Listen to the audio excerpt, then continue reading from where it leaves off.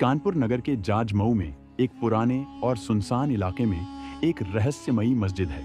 लोग उसे जिन्नातों की मस्जिद कहते हैं। कहते हैं उस मस्जिद पर इंसानों से ज्यादा जिन्नात नमाज पढ़ते हैं। एक रात अनस के दोस्त मजाक उड़ाते हुए कहते हैं, अगर तू सच में बहादुर है तो आज रात जिन्नातों की मस्जिद के पास जाकर दिखा। तभी दोस्तों का चैलेंज मानकर अनस अकेले अंधेरे में मस्जिद की तरफ चल देता है। उसके कदमों की आवाज गूंजने लगती है।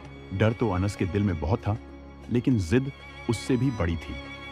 अनस जैसे मस्जिद पहुंच जाता है, तभी मस्जिद का पुराना दरवाजा धीरे से खुल जाता है। जैसे ही अनस मस्जिद के अंदर जाता है, उसे एक अजीब सी ठंडक महसूस होती है। हवा थम जाती है और चारों तरफ गहरा सन्नाटा छा जाता है। तभी अचानक बहुत धीमी फुसफुसाहट और नमाज की आवाज आती है।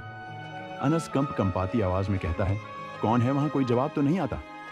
लेकिन सामने धुंधली सफेद आकृतियां दिखाई देती हैं। तभी अनस की सांसें रुक जाती हैं। वो देखता है कुछ परछाइयां नमाज पढ़ रही हैं, पर वो इंसान नहीं थी।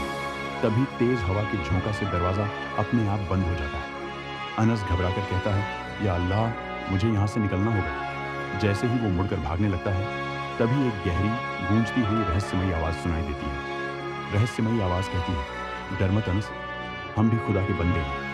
अनस धीरे से रुक जाता है और पीछे मुड़कर देखता है तो उसके सामने एक जिन्न खड़ा होता है। लेकिन उसकी आंखों में डर नहीं, एक अजीब सी शांति होती है। जिन्न धीमी और गंभीर आवाज में कहता है, ये जगह इबादत की है। यहाँ डर नहीं, सुकून मिलता है। लेकिन इंसानों को बिना इजाजत यहाँ नहीं आना चाहिए। अनस डर से कांपते हुए सिर झुका देता है।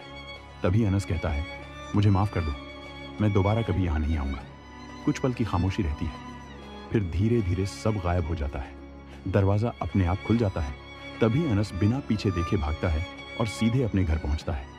अगली सुबह जब अनस अपने दोस्तों को ये कहानी सुनाता है तो उसके चेहरे पर डर नहीं होता, बल्कि उस जगह के लिए इज्जत और एहतराम होता है। बच्चों, कभी कभी जो हमें डरावना लगता है वो सिर्फ एक अनजाना सच होता है।